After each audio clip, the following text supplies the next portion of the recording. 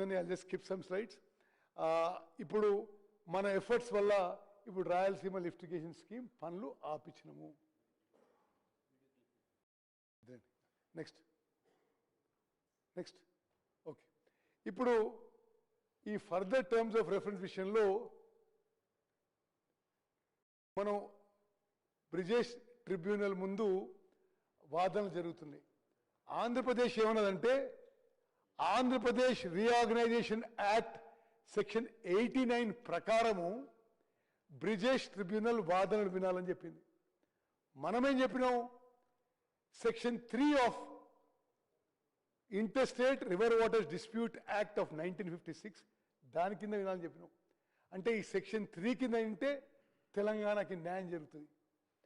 ఆంధ్రప్రదేశ్ తెలంగాణ వాదనలు విన్న తర్వాత ఈ బ్రిజేష్ ట్రిబ్యునల్ మన ఆర్గ్యుమెంట్స్ ఒప్పుకొని ఇప్పుడు justice Brijesh tribunal section 3 of interstate water disputes act ప్రకారం వాదనలు వింటున్న విషయం కూడా యావత్ తెలంగాణ ప్రజానీకం తెలియజేస్తున్నాం. నెక్స్ట్ అదేవిధంగా ఇప్పుడు మనం ఈ ఫైనల్ ఆర్గ్యుమెంట్స్లో కూడా సెక్షన్ 3 ప్రకారం ముందుకు పోవాలని చెప్పి ట్రిబ్యునల్ ముందు చెప్పినాం. మనం దాంట్లో కొంత సక్సెస్ అనే విషయం కూడా మనం చేస్తున్నాం. మనం ఇప్పుడు ఈ బ్రిజేష్ ట్రిబ్యునల్ శాశ్వతంగా తరతరాలు కృష్ణా వాటర్స్ డివిజన్లో ఒక జడ్జిమెంట్ ఇవ్వబోతుంది. కొన్ని నెలల్లో కృష్ణా వాటర్స్ మొత్తం 75% డిపెండబిలిటీ మీద 65% మీద అవైలబుల్ వాటర్ ఇవ్వబోతుంది. ఇటువంటి ఈ సమయంలో కృష్ణా వాటర్స్ డివిజన్లో మన ఆర్గ్యుమెంట్స్ ఏవైతే ఇప్పుడు వాదనలు మనం ఆ ట్రిబ్యునల్ ముందు పెడుతున్నామో అది కూడా ఈ స్లైడ్లో ఎక్స్ప్లెయిన్ చేసినాం. ఒక విషయం మీకు చెప్తాను. గతంలో బీఆర్ఎస్ ప్రభుత్వం ఉన్నప్పుడు శ్రీశైలం బ్యాక్ వాటర్ నుంచి కృష్ణానది నుంచి కృష్ణానది జలాలని అక్రమంగా రాయలసీమకి తరలించకపోతే ఆనాడు బీఆర్ఎస్ ప్రభుత్వం నోరు మెదపలే.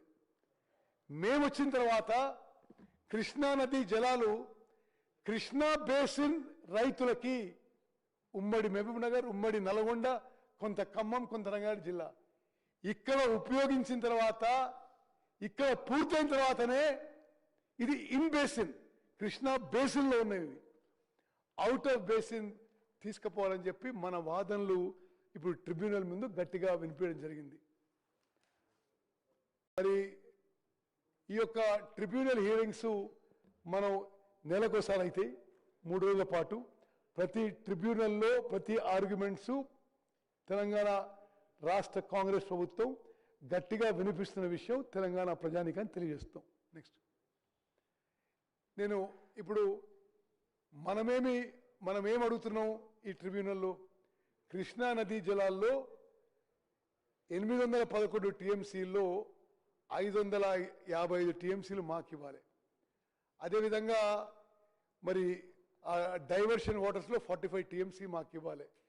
43 టీఎంసీ 65% డిపెండబిలిటీ బేస్ మీద, యావరేజ్ డిపెండబిలిటీ మీద 145లో 120 అంటే మొత్తం 1050 టీఎంసీల్లో బ్రిజేష్ ట్రిబ్యునల్ తీర్పు ఇచ్చే ఈ 1050 టీఎంసీలపై తీర్పు ఇవ్వబోతుంది. తెలంగాణ రాష్ట్రం తరఫున 763 టీఎంసీలు మాకు ఇవ్వాలని చెప్పి గట్టిగా బలంగా ట్రిబ్యునల్ ముందు వాదనలు వినిపిస్తున్నాం. నెక్స్ట్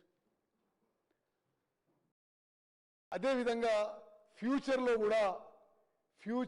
కూడా జూరాల నుంచి ఆన్లైన్ ఆఫ్లైన్ రిజర్వాయర్స్ మరి మనం నిర్మించుకొని కృష్ణా నదీ జలాలు కాపాడుకోవాలనే ఉద్దేశంతో జియో 34 తీసినాము. ఈ జియో 34 కూడా ఇప్పుడు ఈ బ్రిజేష్ ట్రిబ్యునల్ యాక్సెప్ట్ చేసింది. నెక్స్ట్ ఇది జగన్మోహన్ రెడ్డి గారి ఉత్తరం ఇక్కడ ఎందుకు ప్రస్తావిస్తున్నాం అంటే, వైఎస్ జగన్మోహన్ రెడ్డి గారు నవంబర్ 19వ తారీఖున చంద్రబాబు నాయుడు గారికి లెటర్ రాస్తారు. తెలంగాణ రాష్ట్రం కృష్ణా నదీ జలాల డిస్ప్యూట్లో చాలా బలంగా ఆర్గ్యుమెంట్స్ వినిపిస్తున్నారు. వాళ్ళ ఆర్గ్యుమెంట్స్ వాళ్ళ స్టాండ్ చాలా గట్టిగా ఉంది.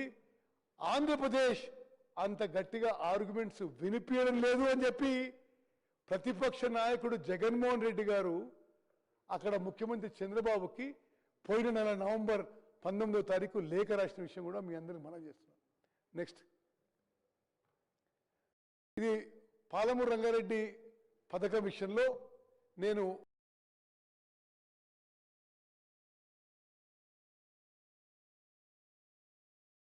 ముఖ్యమంత్రి రేవంత్ రెడ్డి చాలా స్పష్టమైన ప్రకటన చేయదలుచుకున్నాము.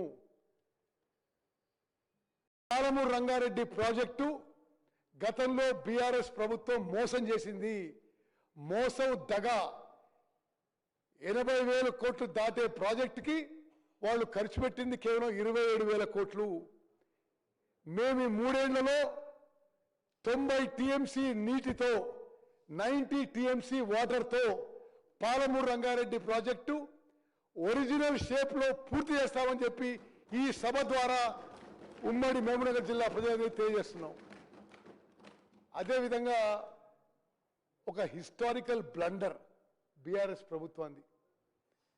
జూరాల నుంచి సోర్స్ తీసుకుంటే జూరాల ఎంటైర్లీ తెలంగాణ టెరిటరీలో ఉంది. ఇప్పుడు శ్రీశైలంకి పోయి మనం ఆంధ్ర తెలంగాణకి మధ్యలో ఉన్న రిజర్వాయర్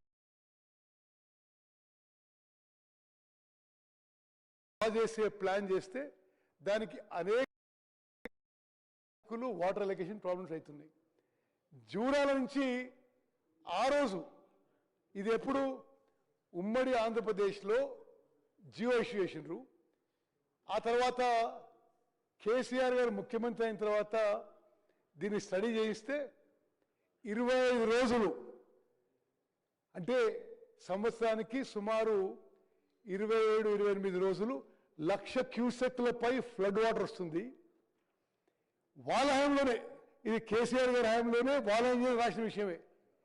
25 రోజులు 2.8 టీఎంసీ లిఫ్ట్ చేసుకోగలిగితే 70 టీఎంసీతో ఇదే పాలమూరు రంగారెడ్డి స్కీము 10 లక్షల ఎకరాలకి 70 టీఎంసీతో 32,000 కోట్లతో ఎన్నడో పూర్తయ్యేది. ఇది వదిలిపెట్టి కామన్ ప్రాజెక్ట్ శ్రీశైలంకి పోయి దీని హైట్ నుంచి 100 మీటర్లు కిందికి పోయి ఖర్చు 2-3 పెంచుకుని తప్పితే మరొకటి లేదు. నెక్స్ట్, అదేవిధంగా ఇప్పుడు ఈ సభ ద్వారా ఉమ్మడి మహబూబ్నగర్ జిల్లా రైతులకి ప్రజలకి యావత్ తెలంగాణ ప్రజానీకానికి తెలియజేస్తుందంటే ఆనాడు జూరాల నుంచి ప్రాజెక్టు కట్టి ఉంటే తెలంగాణ రాష్ట్రానికి మహబూబ్నగర్ జిల్లాకి ఎంతో మేలు జరుగుతుంది. ఇది హిస్టారికల్ బ్లండర్.